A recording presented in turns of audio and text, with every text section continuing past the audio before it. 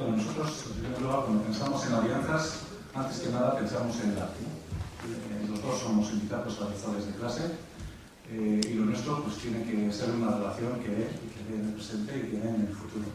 Y esa es nuestra apuesta, más allá de altibajos y más allá de otras cosas, estamos condenados a entendernos y yo en ese sentido también soy muy optimista. En segundo lugar, nosotros en esta fase de crisis estamos dando también mucha prioridad a la plataforma de movimientos sindicales y sociales que está operando en Euskal Herria, que entre otras cosas a lo largo de este año ha convocado ya 2 huelgas generales y ahora se va a meter en un proceso de marchas por diversas ciudades de Euskal Herria. Nosotros le damos mucha importancia a eso porque creemos que es importante que se constituya un espacio social capaz de interpelar a la política institucional. En tercer lugar, y hablando de esta interpelación, nosotros entendemos que es muy importante buscar en esta fase una dialéctica con la política. Una dialéctica que evidentemente tiene que ser crítica en el sentido de que no puede haber ámbitos políticos institucionales exentos de la crítica del movimiento social.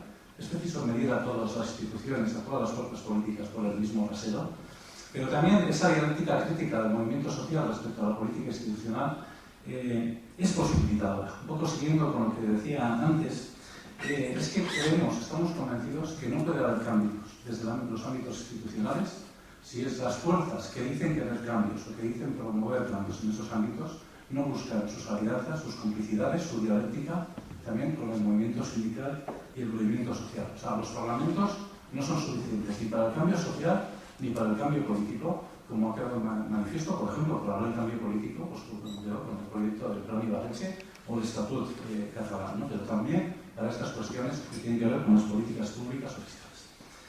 Claro, esta dialéctica posibilitadora pasa, a nuestro entender, por respetar escrupulosamente la naturaleza del movimiento, yo por hablar de lo mío, de la naturaleza del movimiento sindical como contrapoder, ¿no? Luego se puede poner un ejemplo, pero yo creo que no hay que desechar la experiencia histórica que el movimiento sindical tiene en términos de participación. Ayer aquí se habló mucho de participación. Pedro Ibarra luego lanzó una intervención muy provocadora, pero muy interesante.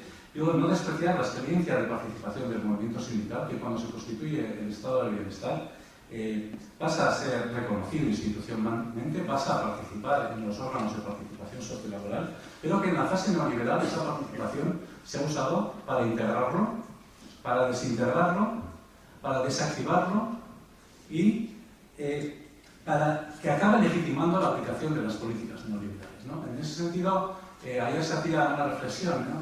¿Hay que participar o hay que comprometerse o hay que mantenerse fuera? Bueno, nosotros tenemos una experiencia como movimiento sindical, no digo como ELA, sino todo el movimiento sindical, y esa participación en la fase neoliberal tiene sobre todo una dimensión, o busca, quien te llama a participar, busca la legitimación de las políticas públicas.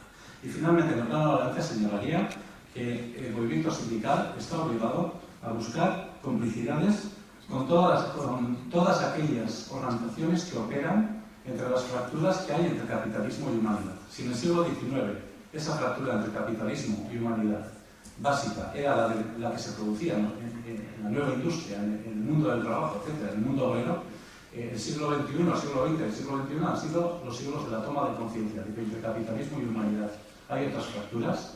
Está la fractura ecológica, está la fractura del propio sistema financiero, está la fractura del género, están otras fracturas, y el movimiento sindical, si quiere revivir, no puede sino contaminarse con la lucha llevada en todo el resto de fracturas, no para relativizar precisamente su razón de ser en términos de cuestionamiento del reparto de la riqueza o de la propia propiedad, sino precisamente para radicalizar lo que es su leitmotiv, ¿no? Yo el otro día estaba con un grupo de militantes que decían: nosotros tenemos que recuperar la bandera de la abolición de la propiedad privada, y que nos la han ganado con un chiste y un insulto. El chiste es decir que vamos a compartir el cepillo de dientes, y el insulto es decir que es un tío rencoroso, ¿no? No, la abolición de la propiedad privada es que todas aquellas cosas que se usan para explotar a la gente no pueden estar en manos privadas.